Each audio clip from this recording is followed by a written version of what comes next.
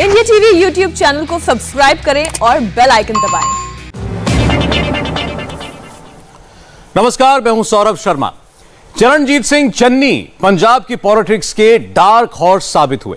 मुख्यमंत्री के लिए बहुत से नाम उछाले गए, लेकिन सबको परास्त करते हुए चन्नी का नाम शाम को 5:30 बजे अचानक कंफर्म हुआ और अब वो पंजाब के नए चीफ मिनिस्टर के तौर पर कल सुबह 11 बजे शपथ भी लेंगे। चन्नी दलित सिख समुदाय से आते हैं और उन्हें कैप्टन अमरिंदर सिंह ने भी बधाई दे दी है। नवजोत सिंह सिद्धू भी चन्नी के साथ खड़े हुए नजर आए। चरणजीत सिंह चन्नी को मुख्यमंत्री बनाने के पीछे कांग्रेस का क्या एजेंडा है, वो आप इस रिपोर्ट को देखकर समझिए। सिख चीफ मिनिस्टर, साथ में दलित भी, यह है कांग्रेस में पंजाब की नई लीडरशिप का फॉर्मूला, जिसके पीछे पंजाब का 33% ही नहीं बल्कि 50% से ज्यादा का वोट बैंक है, जो कांग्रेस ने 2022 के विधानसभा चुनाव को देखते हुए बहुत ध्यान से फाइनल किया। और इस एक फॉर्मूले से कांग्रेस ने कई वोट बैंक एक साथ साधने की कोशिश की। कैप्टन अमरिंदर सिंह का इस्तीफा हुआ और इसके बाद नवजोत सिंह सिद्धू का नाम बतौर चीफ मिनिस्टर खूब उछला, लेकिन इसके बाद कांग्रेस पार्टी ने ऐसा फॉर्मूला निकाला जिसमें काफी बड़े नाम गायब हो गए।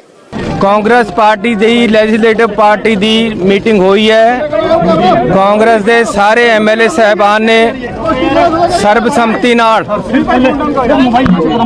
कांग्रेस पार्टी दे सारे एमएलए साहब ने जो फैसला कल 5 बजे सर्बसम्मति नाल लिया उस बारे अज असीं गवर्नर साहब नूं अपना दावा पेश किया है। गवर्नर साहब ने कल 11 बजे सौ चक्कण का टाइम दिता है। कल 11 बजे ओथ टेकिंग सेरेमनी होएगी। पहले सुखजिंदर रंधावा का नाम चल रहा था और फिर अचानक शाम 5:30 बजे चरणजीत सिंह चन्नी का नाम आया।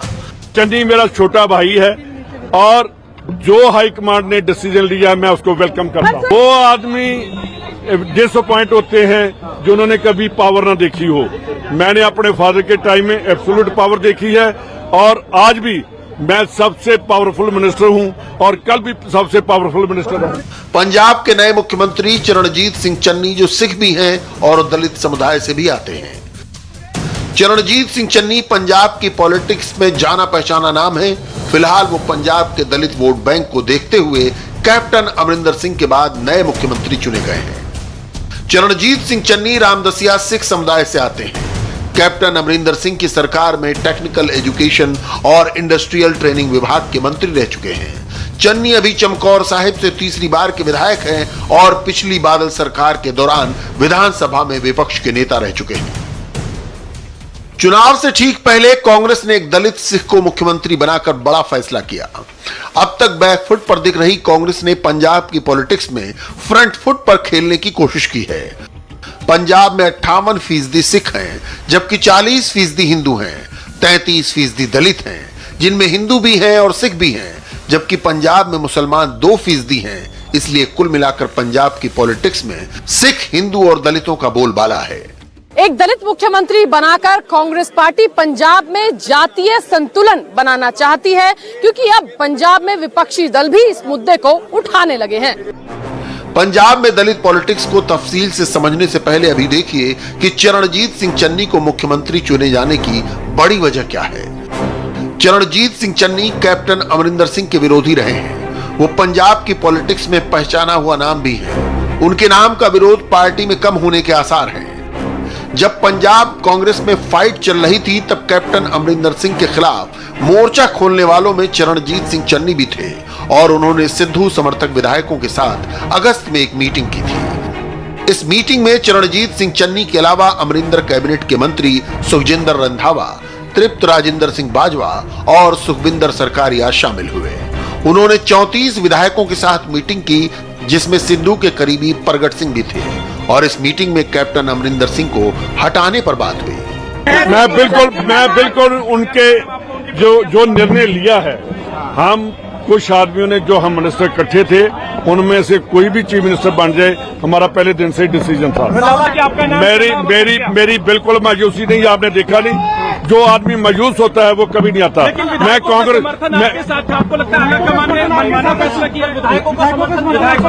देखिए, मैं पहले तो अपने विधायकों का धन्यवाद करता हूं कि उन्होंने मेरे ऊपर जो समर्थन दिया है, ये मेरे लिए बहुत बड़ी ऑनर की बात है।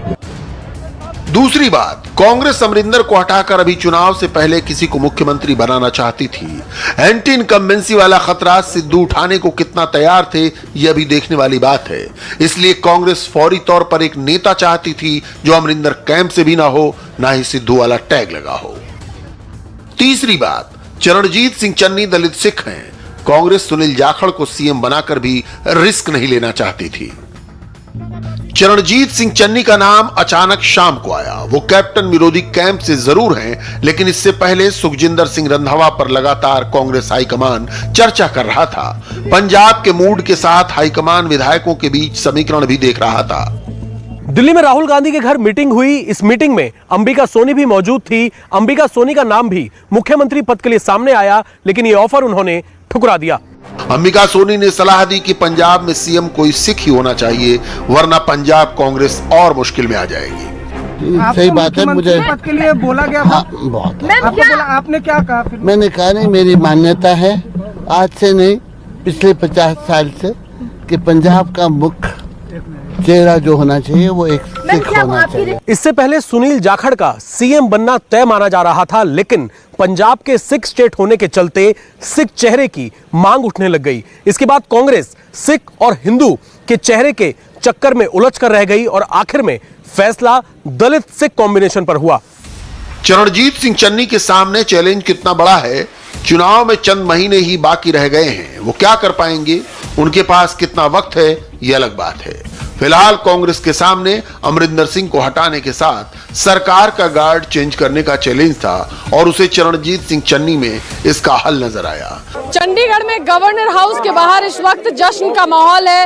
लोग बधाइयां दे रहे हैं। चरणजीत सिंह चन्नी अगले मुख्यमंत्री पंजाब के होने जा रहे हैं और उनके समर्थक यहां गवर्नर हाउस के बाहर जुटने शुरू हो गए। तो पहली बार एक रामदसिया सिख कम्युनिटी से मुख्यमंत्री पंजाब को मिल रहा है।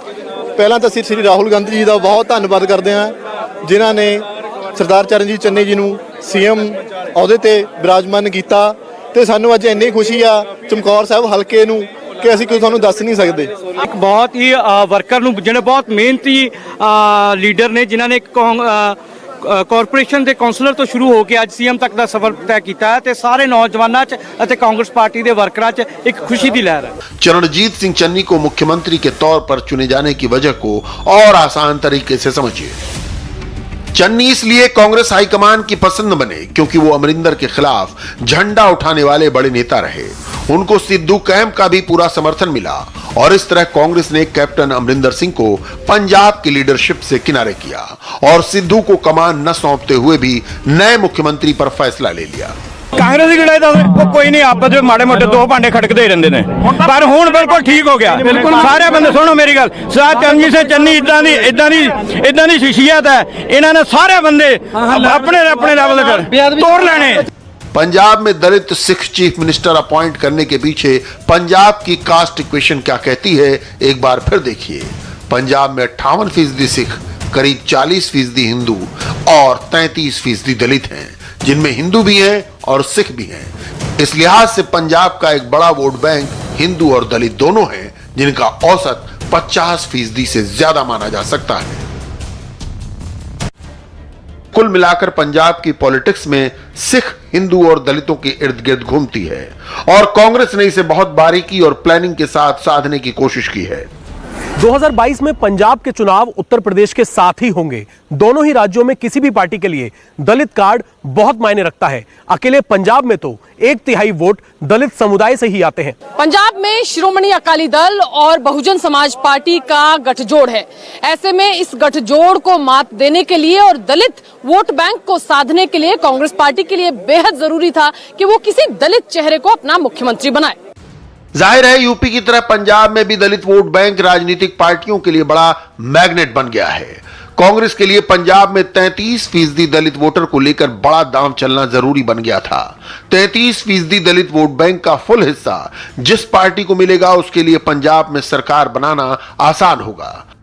मैं समझता अच्छा फैसला है और क्योंकि अकाली दल ने भी समझौता किया बीएसपी नाल, तो कांग्रेस पार्टी भी दलित एक सिख चेहरा लेके आई है। साहब ने मुबारकबाद दिया है कि चन्नी साहब अच्छी बात है, देनी चाहिए। हर कांग्रेस पंजाब का नागरिक सुरक्षित रहेगा। कांग्रेस पार्टी में ये सब इकट्ठे होके चलेंगे। चन्नी हमारे अब मुख्यमंत्री हैं और सारी पार्टी उनके पीछे खड़ी है। All is well, 100% all is well. अंतिम फैसला जो कांग्रेस पार्टी का है, निर्णय है, मैं समझता हूँ बहुत बेहतरीन निर्णय 11 बजे शपथ ग्रहण होगा, कांग्रेस पार्टी ने लिया है। मेरे को टाइमिंग का पता नहीं है, एग्जैक्ट टाइमिंग गवर्नर ने दिया है, शायद 11 बजे का समय दिया गया है। कैप्टन साहब ने विश किया कि पंजाब की सीमा और जनता सुरक्षित रहेगी। बिल्कुल उनका फर्ज बनता था, उनका कर्तव्य बनता है, क्योंकि 9.5 साल वो कांग्रेस के चीफ मिनिस्टर रहे हैं। अच्छा किया है, उन्होंने बधाई दी है। कुछ महीने पहले 12 जून की ये तस्वीर देखिए। पंजाब के दलित वोटों को लेकर जब अकाली दल और बीएसपी का गठबंधन हुआ था, तब बीएसपी अध्यक्ष मायावती की प्रकाश सिंह बादल से फोन पर बात हुई थी। हेलो बहन जी, बहुत बहुत मुबारक आपको जी। आज बहुत खुशी हुई, इतनी खुशी हुई है कि मैं बयान नहीं कर सकता।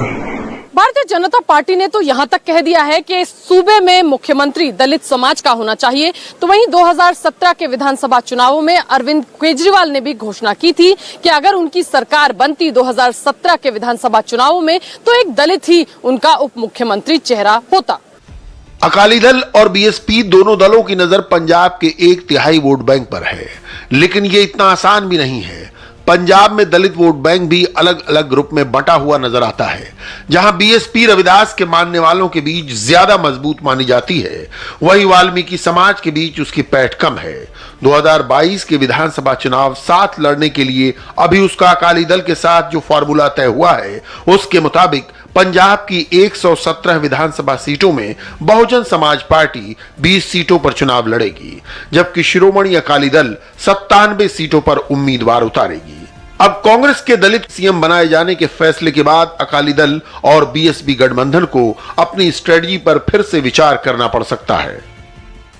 कुल मिलाकर अभी पंजाब चुनाव के लिए 5 बड़े खिलाड़ी हैं: कांग्रेस, आम आदमी पार्टी, बीजेपी और बाकी 2 अकाली दल और बीएसपी का गठबंधन।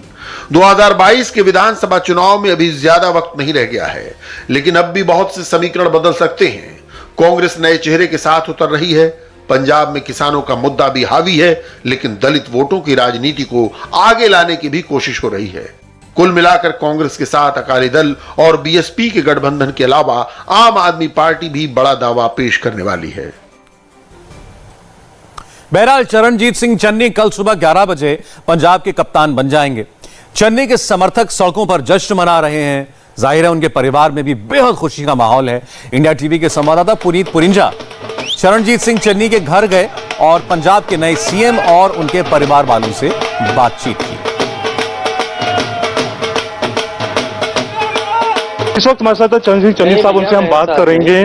सर, ये पहली बार अब दलित मुख्यमंत्री पंजाब में बनाया जा रहा है, किस तरह से बात आपसे? थैंक यू, बनने दो मुझे, फिर बात करूंगा। शपथ समारोह कब है?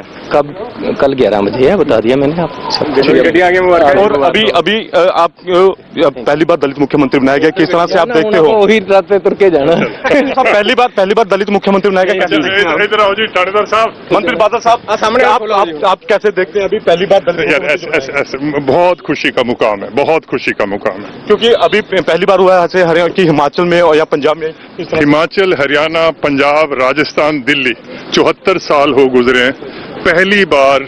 और ये कांग्रेस पार्टी का बहुत बड़ा कर्म है कि चरणजीत चन्नी साहब को ये मौका दिया, और मैं दुआ गो हूं परमात्मा के सामने कि ये इस इम्तिहान में पास हो। चन्नी साहब, कितनी खुशी की बात परिवार के लिए।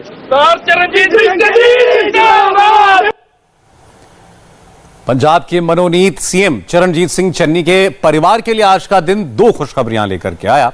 पहली खुशी ये कि चरणजीत सिंह चन्नी पंजाब के नए सीएम होंगे, तो वहीं उनके बेटे की शादी की तारीख भी तय हो गई। और इस मौके पर परिवार के लोगों ने क्या कहा, ये सुनिए।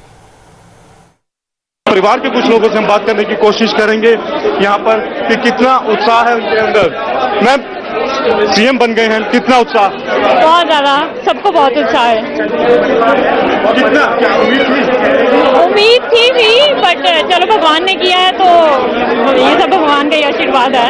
कितना उत्साह है? बहुत बहुत ज्यादा उत्साह है। हम पूरी मेहनत लगाएंगे कि अगली बार भी इन्हीं को सीएम आने का मौका मिले दोबारा। बहुत ज्यादा खुश है सारे। उम्मीद हमें इतना नहीं था कि इतना ज्यादा अच्छा हो जाएगा सब। हाँ जी, बहुत खुश है सारे, बहुत खुश है। कितना उत्साह है इसमें परिवार के? बहुत उत्साह। हाँ जी, बहुत ज्यादा उत्साह है। उम्मीद थी कि आज उनको मुख्यमंत्री बना दिया गया? अभी तो एकदम से ही पता चला है, तो बन गए, बड़ी अच्छी है। अचानक आपको पता लगा तो चन्नी साहब ने फोन किया खुद? नहीं, ऐसे टीवी पे न्यूज देखा, टीवी पे न्यूज देखा, टीवी पे।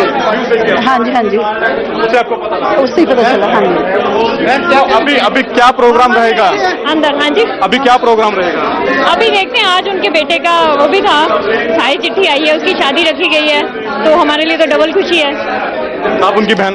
मैं उनकी सिस्टर इन लॉ। हाँ जी। तो अभी जब आपको पता लगा तो उस समय परिवार के अंदर क्या माहौल था? बहुत खुश हैं जी सारे, थैंक यू जी, सारे बहुत खुश हैं, वेरी एक्साइटेड। तो परिवार के जो लोग आप देख सकते हैं कि काफी ज्यादा खुश हैं। उनका ये कहना है कि जब उनके बारे में पता चला तो वो उस समय उनको सिर्फ टीवी से ही पता लगा कि उनको सीएम जो है पंजाब का बना दिया गया है। तो पंजाब में जहां नए मुख्यमंत्री पर मंथन चल रहा था, वहीं योगी आदित्यनाथ ने 2022 के यूपी चुनाव में जीत का ऐलान कर दिया। योगी ने दावा किया बीजेपी इस बार 350 से ज्यादा सीटें जीतेगी। योगी के इस दावे के पीछे उनकी 4.5 साल की मेहनत है, जिसका आज रिपोर्ट कार्ड उन्होंने पेश किया। यूपी के सीएम योगी आदित्यनाथ ने जो कहा था वो सब कुछ क्या उन्होंने कर दिखाया, देखिए ये रिपोर्ट।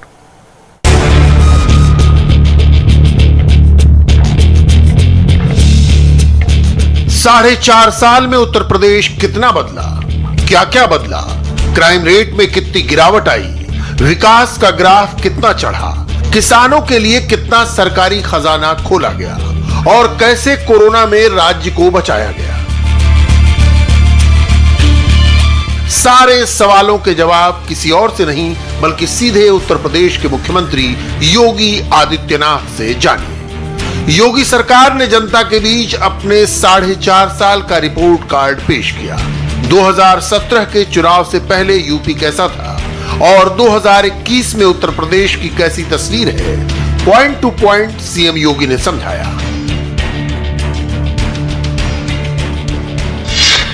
लोक कल्याण संकल्प पत्र के सभी घोषणाओं को सरकार ने पूरा किया है।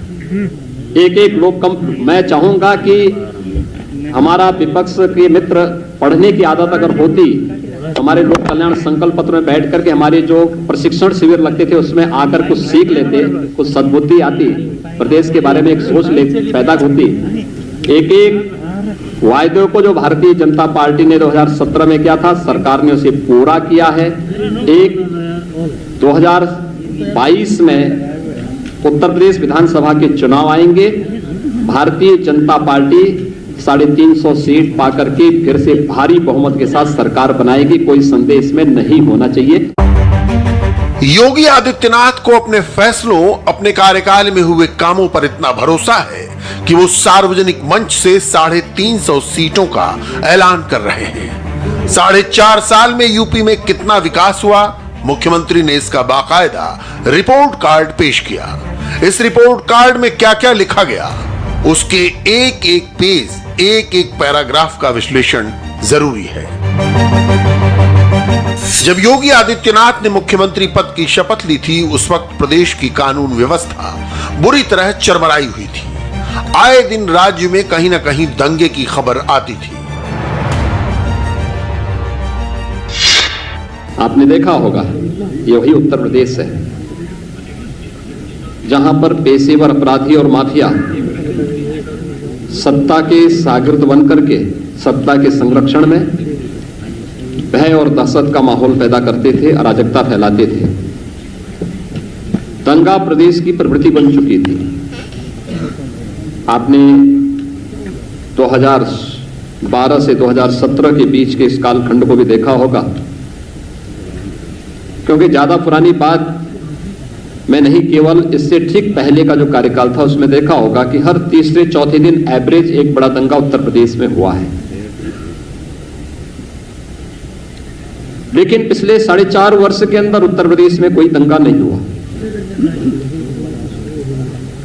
अपराधी और माफिया किसी भी जाति, किसी भी मत, किसी भी मजहब, किसी भी क्षेत्र का रहा हो, पूरी सख्ती के साथ कानून के दायरे में से ला करके उसके खिलाफ पूरी सख्ती के साथ कार्रवाई भी की गई।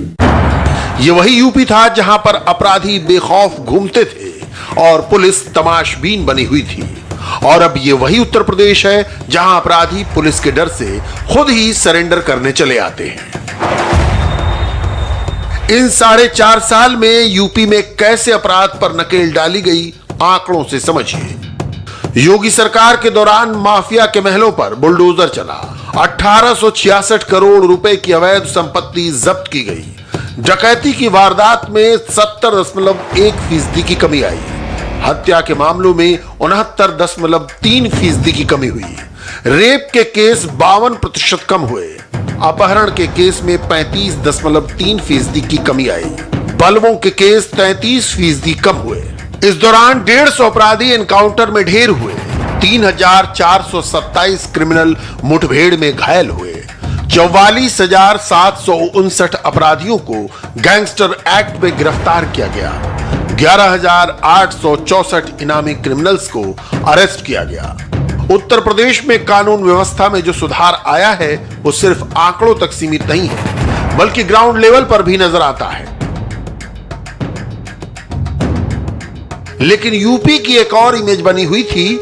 जो भी मुख्यमंत्री की गद्दी पर बैठता था वो अपने लिए आलीशान बंगला जरूर बनवाता था, मगर योगी ने यह रिवाज भी बदल दिया और विपक्ष को सुशासन का अर्थ भी समझाया। प्रदेश के अंदर सुशासन की क्या स्थिति थी? मुख्यमंत्री बनते थे, अपने स्वयं के आवास बनाने के लिए उनमें होड़ लगती थी, सरकारी बंगले गिराए जाते थे। स्वयं के मकान बनाने के लिए और अपने लिए हवेली, बड़ी बड़ी हवेली बनाने के लिए उनमें एक प्रतिस्पर्धा चलती थी।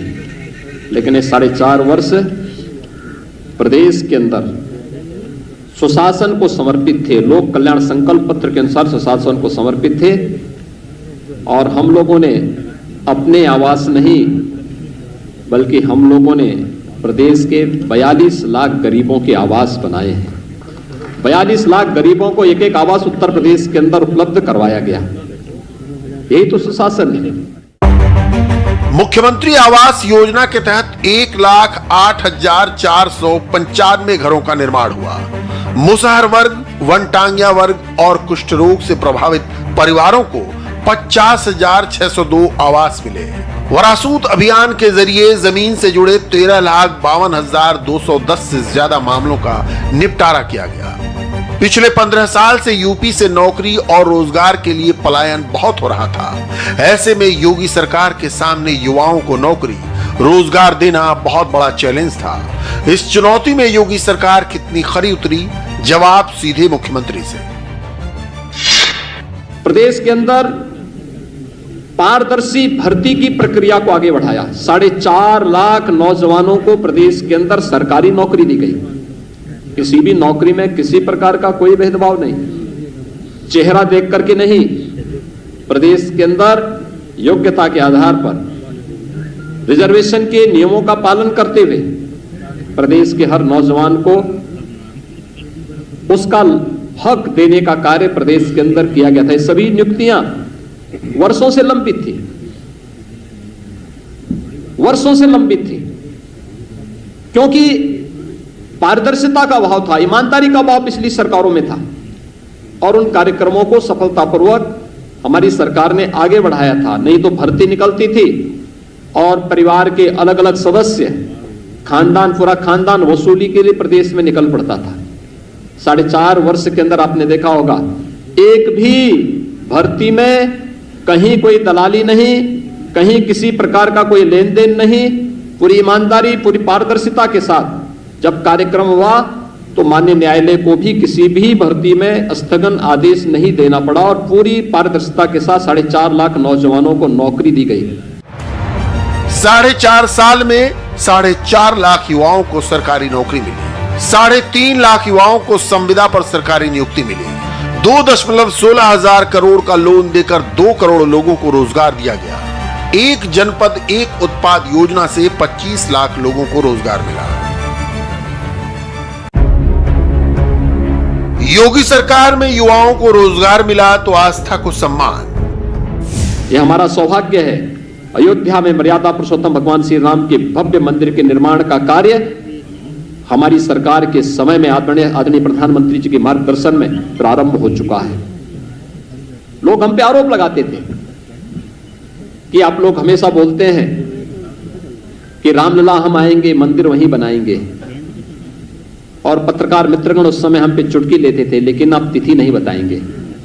हमने कहा तिथि भी बताएंगे, और 5 अगस्त 2020 को प्रधानमंत्री जी के कर कमलों में अयोध्या में राम मंदिर के निर्माण कार्य का भव्य शुभारंभ भी हो चुका है। वहां की प्रगति आप देख रहे होंगे। काशी विश्वनाथ धाम, चित्रकूट धाम, विंध्यवासिनी धाम, ब्रज क्षेत्र के विकास की जो एक नई तस्वीर सामने आ रही है, नेमिस, सुखतीर्थ, बौद्ध पर्यटन स्थलों के विकास की योजना, या फिर प्रदेश के अंदर मुख्यमंत्री पर्यटन संवर्धन योजना के अंतर्गत हर विधानसभा क्षेत्र के पर्यटन केंद्रों के, आस्था के केंद्रों के विकास की एक व्यवस्थित योजना को आगे बढ़ाने का कार्यक्रम। यह आस्था का सम्मान है। योगी सरकार के रिपोर्ट कार्ड में हर विभाग, हर सवाल का आंकड़ों के साथ जवाब दिया गया है। 4.5 साल के शासन के दौरान 15,286 किलोमीटर नई सड़कें बनी, 14,471 किलोमीटर सड़कों का चौड़ीकरण हुआ, 3,49,274 किलोमीटर सड़कें गड्ढा मुक्त हुई, 925 छोटे बड़े पुलों का निर्माण हुआ, 124 लॉन्ग ब्रिज बनकर तैयार हुए, 355 स्मॉल ब्रिज का काम प्रगति पर है, 54 रेल फ्लाईओवर का काम जारी है। योगी सरकार में गांव को शहरों से जोड़ा गया, शहरों को दुनिया से जोड़ने का काम भी लगातार जारी है। 10 महानगरों में मेट्रो रेल प्रोजेक्ट शुरू हुए, पहली बार प्रदेश में 5 इंटरनेशनल एयरपोर्ट पास हुए, 59 जिलों में मेडिकल कॉलेज का काम जारी है, एशिया की सबसे बड़ी फिल्म सिटी प्रस्तावित की गई, 5 एक्सप्रेसवे का काम प्रगति पर है। योगी सरकार को घेरने के लिए किसान आंदोलन का राजनीतिक सहारा लिया गया, लखनऊ को दिल्ली जैसे घेरने का ऐलान तक हुआ। योगी सरकार की छवि किसान विरोधी बनाने की साजिश रची गई, लेकिन सारे प्लान नाकाम रहे, क्योंकि योगी सरकार में किसानों को जितना फायदा मिला उतना पिछली किसी सरकार में नहीं मिला। 4.5 वर्ष के अंदर 1,43,000 करोड़ रुपए का गन्ना मूल्य का भुगतान हुआ। 2007 से लेकर 2017 के बीच तमाम चीनी मिलें बेची गई, औने पौने दाम में बेची गई, बंद की गई।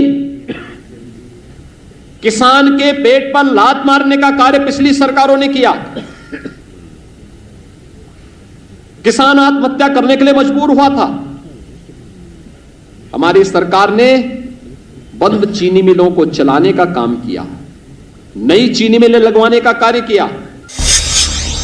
86 लाख किसानों के कर्ज माफ किए गए, किसानों के 36,000 करोड़ कर्ज माफ हुए, गन्ना किसानों को 1,44 लाख का भुगतान हुआ, एमएसपी में 2 गुना बढ़ोतरी हुई, पीएम निधि से 37,388 करोड़ का भुगतान किया गया, 2,53,98,000 किसानों को भुगतान मिला, किसानों को 2,376 करोड़ की क्षतिपूर्ति दी गई, 45 कृषि उत्पाद मंडियां शुल्क से मुक्त हुई, 220 मंडियों का आधुनिकीकरण हुआ। यूपी में महिला सुरक्षा पर भी विशेष ध्यान दिया गया। योगी के सीएम बनने के बाद सबसे पहले एंटी रोमियो स्क्वाड का गठन हुआ, सिटी बस में कैमरा पिंक पेट्रोलिंग शुरू की गई, मुस्लिम महिलाओं को बगैर महरम हज जाने की सुविधा मिली, बेटियों को स्नातक स्तर तक मुफ्त शिक्षा मिली। उत्तर प्रदेश के मुख्यमंत्री योगी आदित्यनाथ ने आज अपने 4.5 साल की सरकार का लेखा जोखा पेश किया। इस रिपोर्ट कार्ड पे एक एक सवालों का जवाब है कि किस तरह से सरकार ने यूपी में माफियाओं और अपराधियों के खिलाफ कार्रवाई की।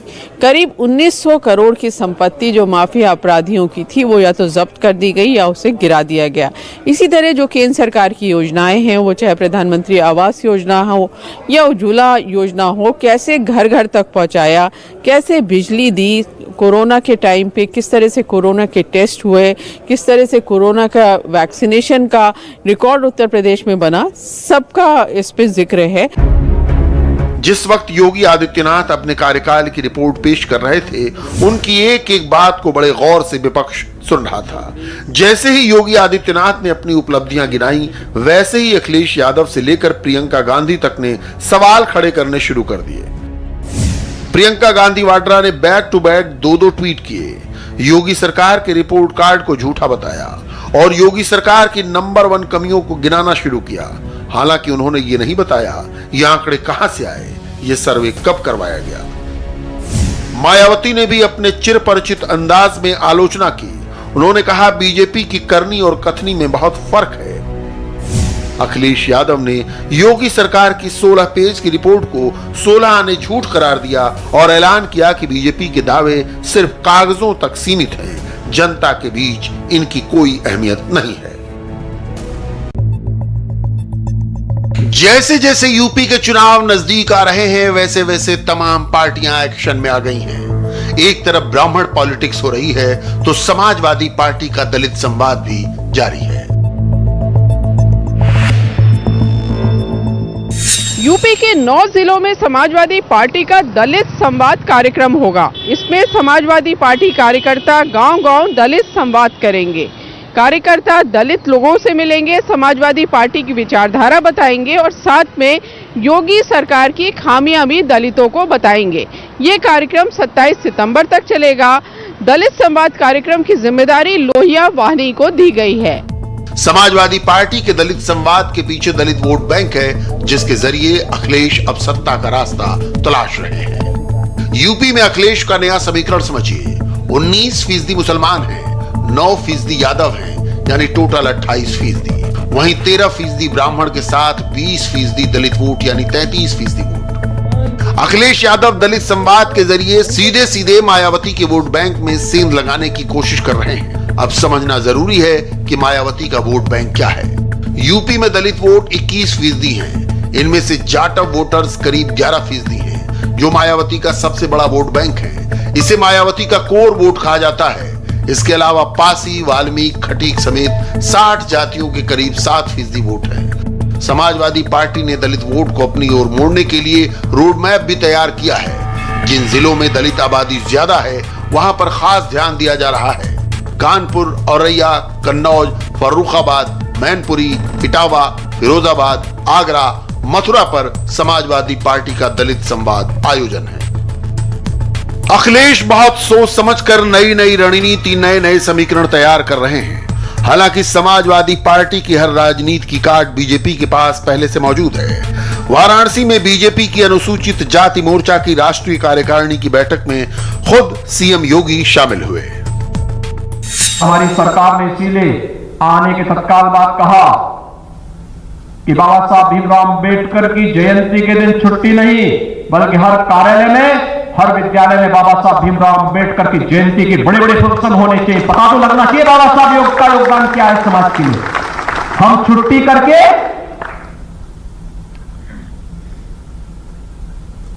लोगों को बाबा साहब भीमराव अंबेडकर के योगदान से दूर करते हैं, हर संस्था में हो। और हमने कहा हर सरकारी कार्यालय में बाबा साहब भीमराव अंबेडकर का भी फोटो लगना चाहिए, उनकी तस्वीर लगाओ। लेकिन यूपी की सबसे बड़ी आबादी ओबीसी है, जो करीब 40 से 42% है। इसी आबादी के वोट की ताकत 2022 के चुनाव का नतीजा तय करेगी। ऐसे में पिछड़ा वर्ग का दिल जीतने की कोशिश समाजवादी पार्टी से लेकर बीजेपी तक हर कोई कर रहा है। लखनऊ में 4.5 साल सरकार का रिपोर्ट कार्ड पेश करने के बाद योगी आदित्यनाथ अयोध्या पहुंचे। पहले वो हनुमानगढ़ी गए, जहां पूजन और आरती की, रामलला के दर्शन किए। अयोध्या में बीजेपी ने 2 दिवसीय ओबीसी मोर्चा की प्रदेश कार्य समिति की बैठक आयोजित की है, जिसमें मुख्यमंत्री आदित्यनाथ पहुंचे, जहां पर उन्होंने बताया कि तुष्टीकरण की राजनीति खत्म करने का सरकार का लक्ष्य है। सबका साथ और सबके विकास का मंत्र यही है। योजनाओं का लाभ बिना भेदभाव के सबको देंगे, भेदभाव किसी के साथ नहीं करेंगे। लेकिन आजादी के बाद तुष्टीकरण की जो राजनीति देश के अंदर चल रही थी, तुष्टीकरण के बाद उस राजनीति को हमेशा के लिए समाप्त भी करेंगे। ओबीसी मोर्चा की प्रदेश कार्य समिति की बैठक है, ऐसे में पिछड़ा वर्ग के गौरवान्वित इतिहास को याद किया गया। याद करिए, वे कौन लोग थे जिन लोगों ने 11वीं सदी के उस पराक्रमी महापुरुष को भुला दिया था, महाराज सुहेलदेव को। महाराज सुहेलदेव नहीं होते, 10वीं 11वीं शताब्दी में जिस तरीके से विदेशी आक्रांता भारत में घुस करके भारत को, धर्मस्थलों को, भारत के मान बिंदुओं को रोक रहे थे, तोड़ रहे थे, भारत की आपसी विभाजन की स्थिति जिस रूप में थी, क्या स्थिति होती? क्या हमारी बहन बेटियों की इज्जत बच पाती? क्या भारतीयता बची रह पाती?